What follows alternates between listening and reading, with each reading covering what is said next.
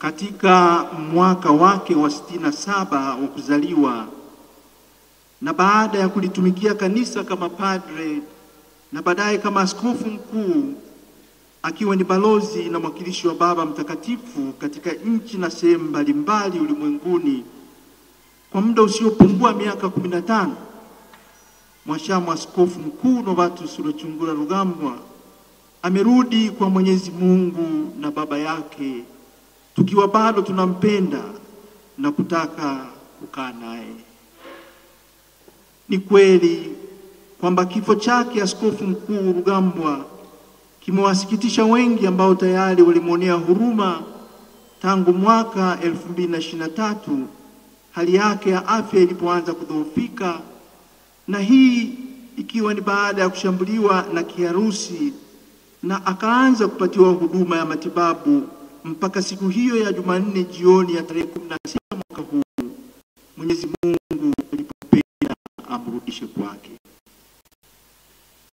Kwa dada mpendwa Yasinta, ndugu jamaa na marafiki wa familia, na kwa namna ya pekee ndugu yake, ndugu yetu Abitus aliyemhudumia siku zake za mwisho, hali hii itakuwa imewatendea sana, tukikumbuka kuwa ni miezi 6 tu iliyopita walipomwaga mdogo wake na Askofu Mkuu Rugambwa, marehemu Profesa Edward, ambaye wakati fulani alijitolea kumuuguza alipokuwa New Zealand, na baadaye akajitolea tena kuwa naye alipopelekwa Roma mwaka jana. Na kwa kweli alifuatilia kwa karibu sana hali ya kaka yake mpaka alipoaga dunia tarehe ya 16 Aprili ya mwaka huu. Wote wawili tuwaombee pumziko la milele mbinguni. Raha ya milele uwape Bwana, na mwanga milele wapumzike Baba. Ndugu zangu katika Kristo, kama binadamu hatuwezi kuwepa hali ya kuhuzunika na kuomboleza kifo cha mwenzetu huyu tunayeaga leo. Naombe tuendelee kukua katika imani na matumaini, tukifarijika na kujiaminisha kwa ndugu yetu huyu atapumzika katika raha ya milele, kule ambako hakuna maumivu na shida kama zile alizozipata akiwa bado hapa duniani, kule ambako kifo hakitampata tena. Tunakuwa na imani hii tukisukuma na kile tulichokiona katika maisha ya marehemu, ambaye twapenda tumuone na tumweke kati ya wale tuliowasikia wakitajwa kutoka katika somo la kwanza la kitabu cha Hekima ya Sulemani, yaani wale watu waliokuwa na roho za haki ambao wamo mkononi mwa Mungu na wala maumivu hayatawagusa. Ni wale watu ambao Mungu amewajaribu na kuwaona kuwa wanastahili, na kama dhahabu katika tanuru aliwajaribu akawakubali mithili ya kafara, wale ambao wakati wa kujiliwa kwao watang'aa, na kama vivulivuli katika mabua makavu watameta. Tunamwombea ndugu yetu Askofu Mkuu Rugambwa, naye awe kati ya wateule hawa wa Mungu waliometa na ambao Bwana atawamiliki milele na milele. Hayo mema tunayomwombea ndugu yetu huyu aliyelala hapa kati yetu, kwa wale waliomfahamu au wale waliobahatika kukutana naye hata kwa muda mfupi tu, wataungana nami wakisema kuwa kweli mtu huyu anayastahili. Na tufurahi kwani yale anayosema Yohana katika waraka wake wa kwanza tuliosikia hivi punde, kuwa sisi tunajua ya kuwa tumepata na tumepita toka mautini kuingia uzimani, kwa maana twawapenda ndugu. Ni maneno ambayo yanampamba vizuri sana ndugu yetu huyu, ambaye kwa sababu ya upendo wake mkubwa usiobagua alionyesha wakati akiwa hai, na tumuone kama mtu ambaye alishapita kutoka mautini na kuingia uzimani kwa mema mengi ya upendo aliyoyapeleka au kuyawezesha afike kwa wengi. Askofu Mkuu Novatus hakuwa kama hao wabaya wanaosemwa kwenye somo hilo, yaani wale ambao hawapendi na hivyo wakakaa katika mauti, wale wanaowachukia ndugu zao na kwa namna hiyo wakawa wauaji. Yeye alikuwa kinyume na hao. Hakuwa muuaji, bali mtu aliyeleta maisha, furaha na matumaini kwa watu wengi waliokutana nao.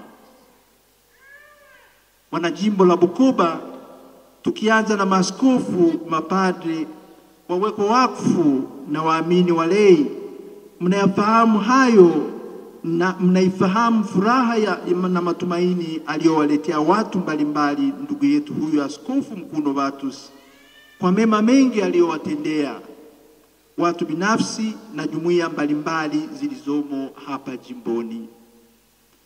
Zimebaki alama nyingi ambazo kwazo na waomba tumkumbuke na kumwombea daima, ili Mwenyezi Mungu ampokee katika ufalme wake wa mbinguni kama anavyotaka yeye mwenyewe kwa wote waliofanya mapenzi yake. Sitaki kuyataja mengi aliyoyafanya na ninayoyafahamu mimi yaliyo hapa jimboni, na hivyo ninavyomfahamu kaka yangu huyu Novatus asingependa kusikia yanasemwa hayo aliyoyafanya, kwani hakuwa na tabia hiyo ya kujitangaza. Na ninajua kuwa aliyafanya hayo akisukumwa na upendo wa pekee aliokuwa nao, na mengine yametajwa katika utangulizi juu ya maisha yake. Moja tu ambalo napenda niliseme kuhusu hali na hili la upendo wake ni mchango wake mkubwa aliyoutoa wa kulifanya kanisa hili kuu la kijimbo la Mama Bikira Maria mwenye huruma lipendeze na kuwa hivi kama lilivyo. Nimefurahi na kufarijika sana kuona kwamba tutampeleka walikomtangulia kukaa Mwadhama Laureani Kardinali Rugambwa, ambaye wazazi wake walimpa jina hilo ili afuate nyayo zake, na Askofu Nestori Timanywa aliyemlea na kumpa daraja la upadre, na ni sehemu ambayo yeye mwenyewe alitamani iwe nzuri kama inavyoonekana sasa. Asanteni sana kwa uamuzi mlioufanya wa kupenda aletwe na azikwe hapa. Mkozile mno kandi mwakora mno. Upendo wake hapa Tanzania haukubaki katika jimbo la Bukoba tu, bali umeenea hata kwenye majimbo mengine nchini Tanzania na hata kwenye jamii yetu ya Tanzania kwa ujumla. Kwa hili la mwisho, inatosha kuyasoma yaliyokwisha andikwa kuhusiana na moyo wake wa huruma na upendo aliouelekeza kwa watoto maskini, na akawezesha kuwapata masista wa Maria ambao wako wanafanya utume kwa faida ya vijana wanaotoka katika familia maskini, wakiwezeshwa kitaaluma na kiufundi kwenye masomo haya ya amali kwenye shule zao huko jimbo kuu la Dar es Salaam na jimbo kuu la Dodoma. Nilifarijika niliposoma homilia aliyoitoa Kardinali Pietro Parolini, katibu wa sekretariati ya nchi ya Vatikani, wakati wa ibada ya misa takatifu ya kumwaga marehemu Askofu Mkuu Rugambwa iliyoadhimishwa kwenye kanisa kuu la Mtakatifu Petro siku ya Alhamisi tarehe 26 mwezi huu. Pamoja na kuitaja hiyo fadhila ya upendo tuliyosisitiza hapo juu, Kardinali Parolini alimweleza Askofu Mkuu Rugambwa kama mtu aliyekuwa na imani thabiti, upendo wa kichungaji na busara vilivyompa nguvu na kumsaidia katika utumishi wake wa kidiplomasia na katika mahusiano aliyofanya na watu wa mataifa. Mtu wa uadilifu, huruma, uvumilivu, unyenyekevu na mwenye kujitoa sadaka. Yote hayo yalimwezesha kufanikiwa katika utumishi wake na huduma alizozitoa. Tunapokuwa tunawaombea marehemu, liturujia yetu ya Kanisa Katoliki hutupa nafasi ya kuliadhimisha fumbo la Pasaka, yaani kifo na ufufuko wa Bwana. Ni wakati mama makanisa anapotutaka tuingie katika ukomavu wa imani, ili tujue kwamba kifo si mwisho wa maisha, bali mwendelezo wa maisha na mwanzo wa maisha ya uzima katika Kristo, kwa yeyote aliyekufa akiwa ameungana na Kristo. Ndugu zangu, kwa yote hayo niliyoyataja hapo juu na yaliyotawala maisha ya mtumishi wa Mungu huyu tunayemwombea na kumsindikiza leo, niwaalike tena tujiaminishe kuwa amekufa akiwa ameungana na Kristo kwa namna inayostahili, na tumtakie pumziko la milele na la amani katika Mungu aliyempenda na akamtumikia.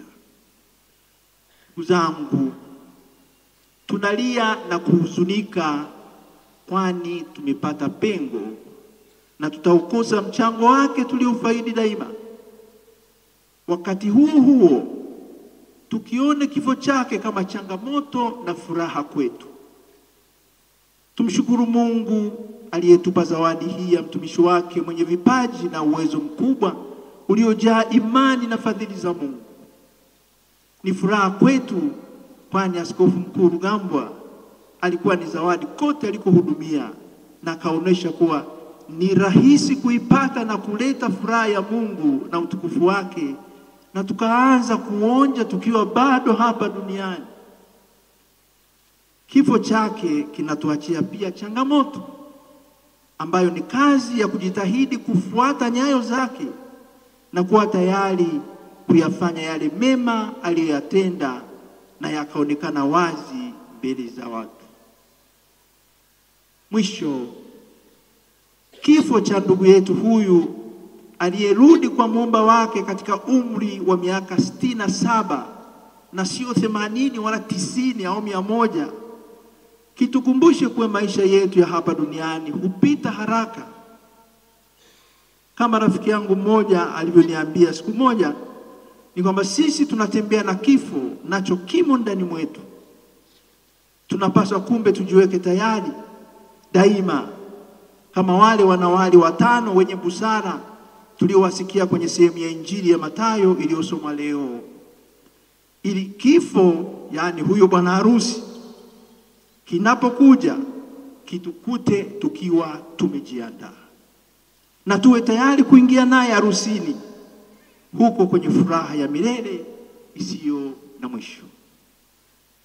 Basi ndugu zangu, tuendelee kujiandaa na kuwa tayari kwa ajili ya kukutana na Bwana wetu katika utukufu, tukiwa tumezijaza mafuta taa zetu, yaani kwa kuimarisha imani yetu, tukimshuhudia Kristo katika maisha yetu kwa maneno na matendo yenye kumpendeza Mungu na jirani, ili siku hii itakapofika tuipokee kwa furaha na tuwe tayari kuingia katika ufalme wake. Tuendelee kumwombea Askofu Mkuu Rugambwa aliyeshuhudia imani yake kwa tabasamu hata alipokuwa kwenye mateso, na kajiaminisha kwa Mungu mpaka kufa. Tubaki tumeunganika naye na kifo kisitutenganishe. Mwisho kabisa, tuwaombe malaika wakuu Mikaeli, Gabrieli na Rafaeli, tunaadhimisha sikukuu yao leo, wawe naye na wamsindikize katika safari ya kwenda mbinguni. Bwana ametoa, Bwana ametwaa, jina la Bwana litukuzwe. Amina.